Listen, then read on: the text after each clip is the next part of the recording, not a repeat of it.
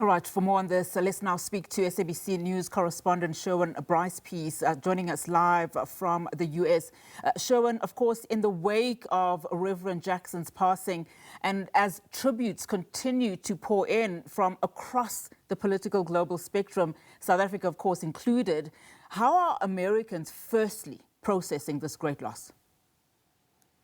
Well, what we can do in this moment is basically reflect on some of the people that have come forward. You mentioned Unati in your introduction, some of the commentary from President Donald Trump describing him as a good man with, lots of personality, grit, and street smarts, very gregarious, essentially meaning that he was a social butterfly, in other words, and someone that truly loved the people. We're still waiting to hear from the likes of Barack Obama. He hasn't posted any commentary yet, but I can tell you Kamala Harris, the Democratic nominee for president in 2024, where I might add, at that Democratic National Convention in 2024, was one of the last public appearances by the late Reverend Jesse Jackson. He was wheeled out in the days leading up to Kamala Harris's nomination. You saw a visual right there, wheeled out to rousing applause in the auditorium in Chicago, which was his home base, where he had established the Rainbow Push Coalition.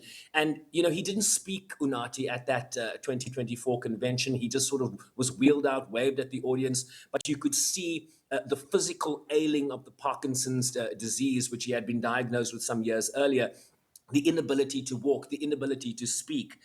President Ramaphosa, as you well mentioned, said, "We are sad to bid farewell to a global moral authority who gave voice to the struggles within the United States, as well as the struggles for fundamental human rights and democracy around the world, including our own." Zoran Mamdani, the newly elected mayor of New York City, wrote this: "Today we mourn the passing of Reverend Jackson, a giant of the civil rights movement who never stopped demanding that America live up to its promise.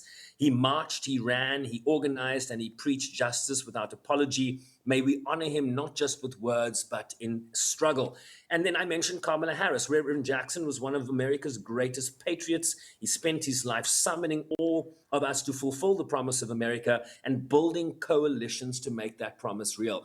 And so, that is just the beginning of some of the reaction. There will be more to come, but let's remember who this person was. You mentioned the fact that he broke down barriers. He was, one of the first, black presidential nominees in certainly a Democratic candidate running in 1984 and again in 1988, but of course coming up short in those elections, but in many ways paving the way for the likes of a Barack Obama, for example, some 20 years later, to then, take that cudgel and become the first black president of these United States. He received the Presidential Medal of Freedom from Bill Clinton, the highest civilian honor bestowed on an American by the United States president in 2000. He was also there when the great Reverend Martin Luther King was assassinated in Memphis, Tennessee at the Lorraine Hotel in 1968. So he is known today as someone regarded as one of the greatest civil rights leaders, not only in the 20th century, but also the 21st century. A man steeped in the struggle, not just for example, South Africa's political emancipation, but also stayed focused on the fact that once political freedom had been achieved, economic inequality was the issue to be addressed forthwith.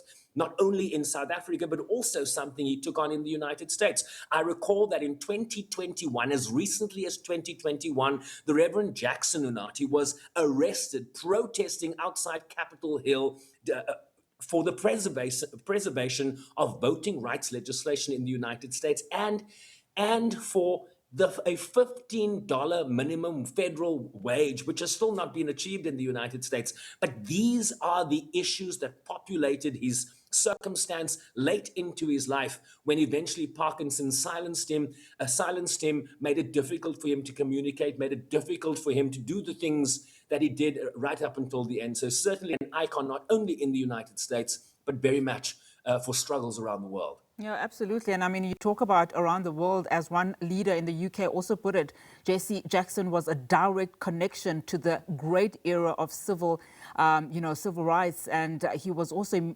intimately, she said, connected to the battle for racial equality in the UK. But very quickly, Sherwin, as we wrap up our conversation, because I would imagine we will continue to speak on this. We know, of course, that his family did release a statement. Do we know what more it said, it entailed, just to give us a glimpse of what's to come in the coming days? Absolutely. I've just pulled that statement up. Our father was a servant leader, it reads, not only to our family, but to the oppressed, the voiceless, and the overlooked around the world.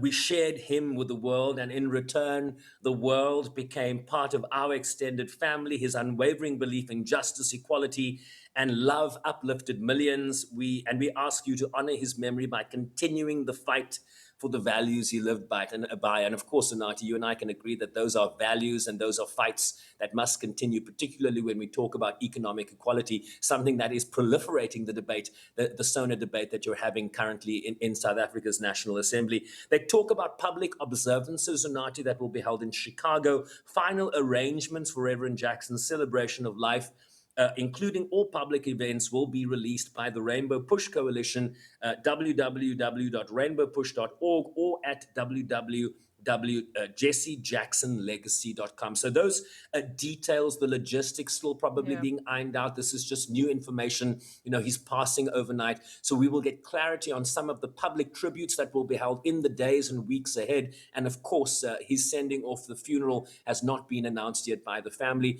But that statement also revealing that he was surrounded by loved ones. He passed peacefully, but one imagines without them naming, the reason or cause of death, it was probably related to his long-time diagnosis with Parkinson's disease. Absolutely, Sherwin. Thank you so much for that. Really do appreciate it.